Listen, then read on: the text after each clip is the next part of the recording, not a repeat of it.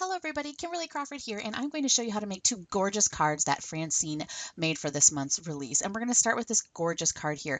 And what she did is she used Diagonal Sentiment Strip Cover Up Dynamics, and she cut it from black cardstock. So I'm going to go ahead and do that, and then I'm going to adhere it onto a white card base. And I love that contrast there. And to do that, I'm going to use a really great new adhesive runner called the Micro Strip Adhesive Runner.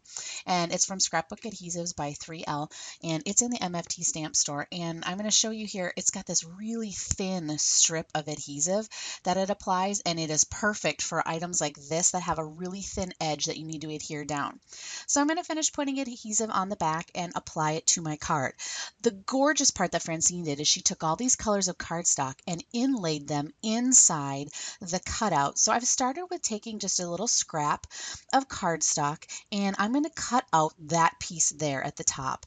I'm going to just use a scrap, and this is a great card because any scraps you have laying around could make an absolutely beautiful inlaid background. And now you can see that it fits perfectly inside there. So I'm going to take some glue and go ahead and adhere that. And I'm going to use it in my fine line glue bottle because it has such a small tip. It's great for small spaces. And here's the glue I put inside. It's that tacky glue, and you can find that in the MFT Stamps online store. And you can see it just puts a small amount of glue out, and it's just perfect to be able to control that for things like this. And there that piece perfectly fits.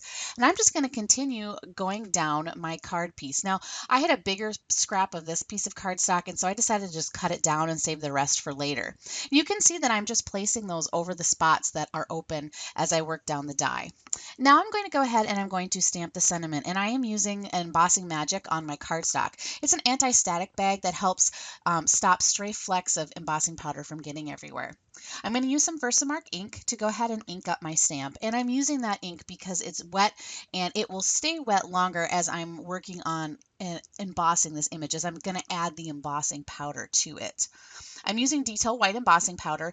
The smaller particles of embossing powder work really great for sentiments like this. I'll tap off the extra, and then I'll go ahead and use my heat tool and heat emboss it. And I'm going to heat it until it goes from the flat to the shiny. I'm going to place the sentiment over the opening on the card and trim it away with scissors to match up with the angle along there. I'm going to use some foam to adhere it down to give it some depth and dimension. And then I'm going to go ahead, after I adhere this down, I'm going to tuck, just like Francine did, some bright colored and coordinating enamel dots behind there. And I think they add such a great finishing touch, such a clever idea for an inlaid die cut card like this. Francine's second card has a gorgeous inked background using a stencil. To start off with, I've adhered a piece of cardstock to my craft mat surface with some washi tape to hold it in place. And now I'm placing chunky herringbone stencil over the top.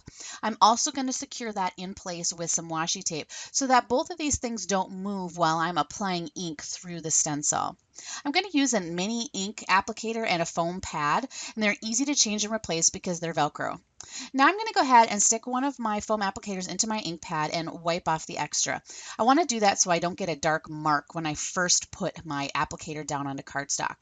Using a circular motion, I'm going to build my layers of color by just gently applying more and more ink until I reach the intensity of the color that I want. Because you can't take the color away here. You just want to build up to the strength of color. You can see that I have kind of inked over the edge, but that's okay because I'm going to blend all my inks into one another. I'm going to continue to work down my cardstock panel using different colors of ink and helping them blend together by keeping with that circular motion. For each change of ink color, I am using a different foam pad. I don't want to mix the foam pads of the inks colors together. I like to keep them, and that way I can use them more than once on a project. I really like the way the premium dye inks blend together, and you could create this background with any color combination of inks. I really like this rainbow feel though. And now I'm going to finish off with my green here. And kind of just gently blend that in and keeping that gentle circular motion. Now that I'm done with this side, I'm going to lift my stencil up and reveal this beautiful background. And to create the other side, I'm going to clean and dry off my stencil. And now what I'm going to do is I'm going to create a mirror image.